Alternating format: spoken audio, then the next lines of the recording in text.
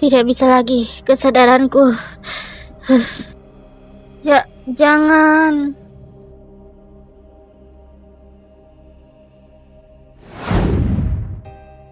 Nona,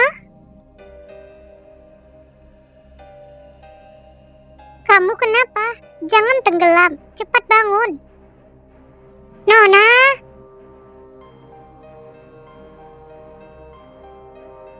Suju?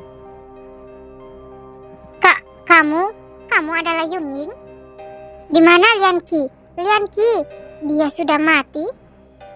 Belum mati, tapi kalau kalian berani mencelakai pimpinan, maka aku akan membuatnya mati sekali. Gawat sekali, kenapa Yunying masih hidup? Kalau Dewa Cinta tahu aku sampai mengacaukan hal ini sampai seperti ini, aku pasti tidak akan bisa kembali ke Istana Langit. Sudahlah, lebih baik berpura-pura tidak tahu terlebih dahulu.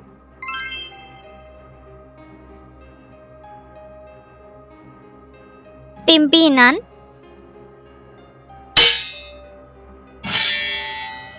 Gawat, aku tidak bisa di luar terlalu lama. Saat ini situasi sedang tidak kondusif. Jika pimpinan tidak pergi sekarang, sepertinya dia tidak akan ada kesempatan lagi. Wajah bertopeng, cepat berikan buku nikah padaku. Mungkin aku masih bisa membuatmu mati dengan tubuh yang utuh. Mati dengan tubuh yang utuh? Kamu belum tentu bisa mengalahkanku. Kakak keempat, akhirnya aku menemukanmu. Aku datang untuk membantumu. Aku tidak boleh kalah di sini. Aku harus segera meninggalkan tempat ini. Pimpinan, serang aku. Ying? Ying, kamu tidak apa-apa? Ying? Dasar pemberontak, cepat tangkap dia.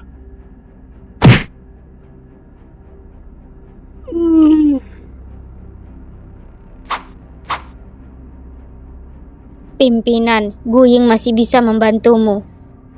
Sungguh baik. Ying? Di mana tabib istana? Cepat panggil tabib istana kemari. Jangan. Cepat kembali. Hah? Suju? Sakit sekali. Bahumu ditusuk sampai berlubang besar. Akan sangat aneh kalau kamu tidak sakit.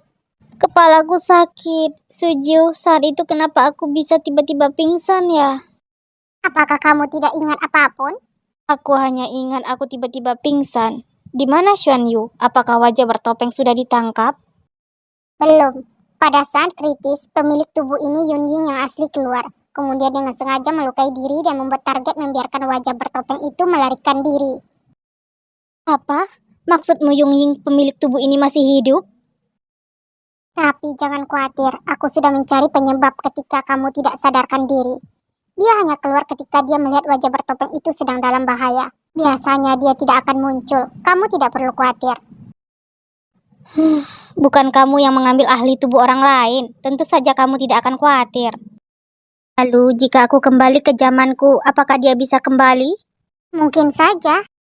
Baguslah, sepertinya jika tingkat kesukaan Xuan Yu sudah penuh, aku harus kembali. Aku tidak boleh mengambil kehidupan orang lain tanpa sebab. Oh iya, di mana Xuan Yu? Sebelumnya dia sudah terluka parah. Kemudian dia terkena ledakan bubuk misiu ketika sedang melakukan pembersihan. Sampai sekarang orangnya masih belum sadar.